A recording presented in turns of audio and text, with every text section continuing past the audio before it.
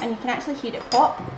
So you just want to stick your spoon in there, just the end of the spoon. If it's thin enough, you can stick it in there and bend it down to pop that bit out.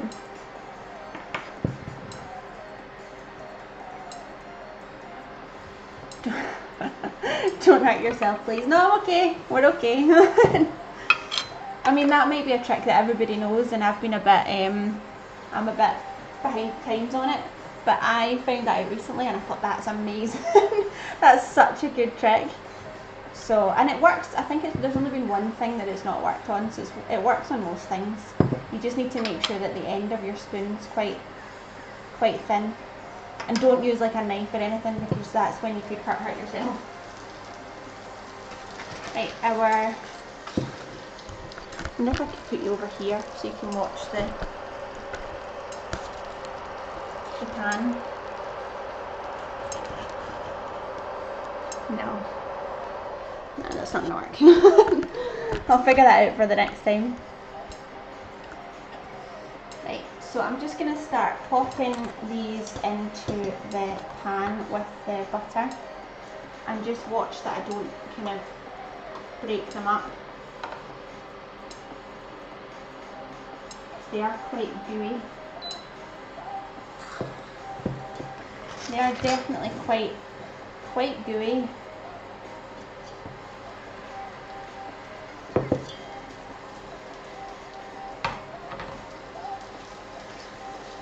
Just spread the butter around a wee bit. Yeah, I think that's a better temperature now. Oh, see that? Right, that's the problem. If I put my spoon in, it starts breaking them up again.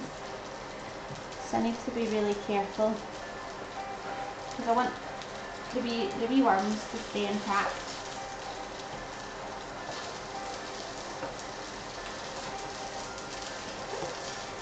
And I think I'll maybe put in half of this mix.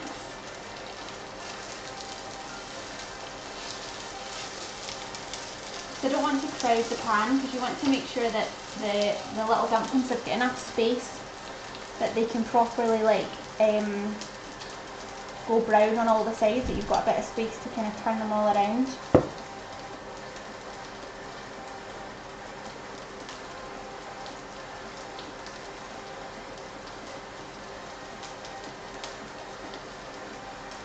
I think that looks maybe like a portion. Maybe put a couple more in.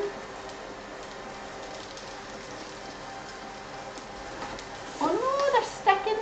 Right, hang on. Hang on. I need one of these, I think.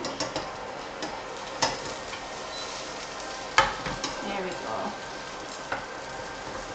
Right, so I'm just going to do one portion to begin with, and then I can fry up the rest later on. So we've got, can you see them? And you can see some of them are starting to go nice and brown already. I mean, look how good they look. How good do they look? Come on, chat, a wee bit of encouragement. How good do they look?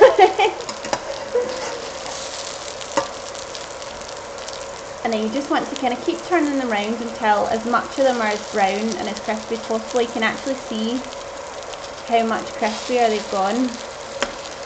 But again, you want to be fairly careful and try not break them up. So I'm going to pop you back over here for a wee second until I get these all done. And just make sure they don't all stick to the bottom of the pan.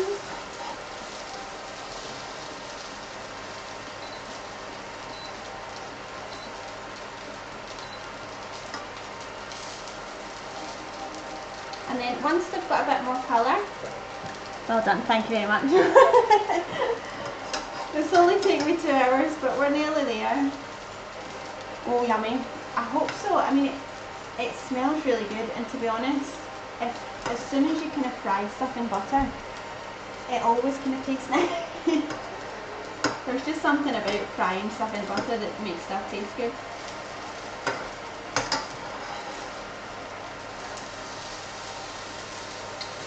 We're getting some nice colour on that now.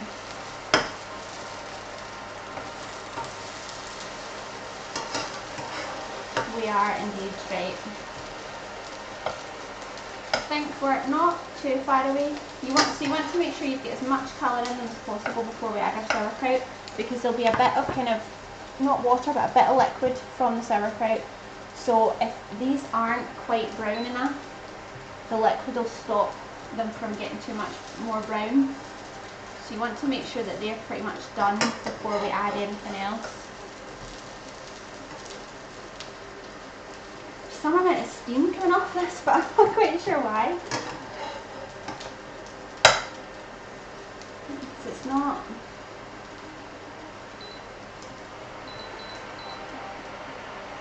We'll try it at that and just see how we go. Yeah, and as I said, if you make these in advance and then you pop them in the fridge, say overnight, and you want them for lunch the next day, I would just almost kind of refry them, but just very quickly. So just pop them in a hot pan with a little bit of butter again, just for maybe 2 or 3 minutes, just until they heat up again and kind of crisp up again, because that's all you're really looking for. Right, I think we're just about there with the crispiness of them now, especially since the middle of the pan seems to be so hot. Move them round a bit so they all get a fair shot at the middle. Thank you very much for the follow, Dynadol. Nice to have you here.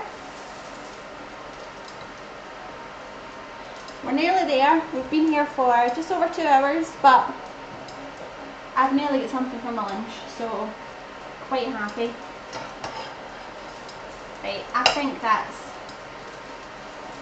I mean, obviously if you like these really crispy, you could just keep going and be really particular about it and make sure you get brown on all of the sides. So that's what we're looking at the moment, and I would say that's quite good. I mean, they are nice and firm and crispy, but you've still got that kind of the soft fluffy inside. I'll give them a quick shuffle.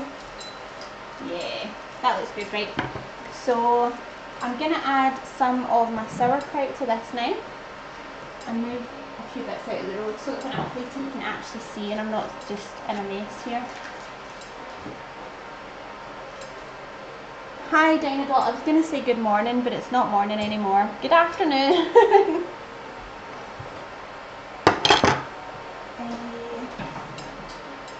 Right, what do I want a spoon?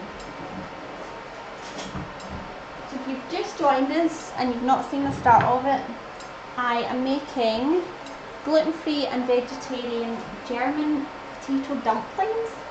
So they're a bit like, they're probably most like gnocchi, where you boil them up. So they're made with like mashed potato, a little bit of flour, some seasoning, and then you want to roll them out into the little shapes, boil them until they rise to the top, and then fry them like we've done just now. And with this one I'm going to add the sauerkraut, and we made some fake bacon earlier which turned out really well. So I'm just going to add, I would say per portion, maybe about 3 tablespoons of the sauerkraut. Obviously it depends how much you like sauerkraut. If you're a big fan, add more. If you're not a big fan, maybe do the sage butter or do something else with it. But I quite like sauerkraut, so I'm going to do, I think, 3 tablespoons. And I should have a spoon somewhere.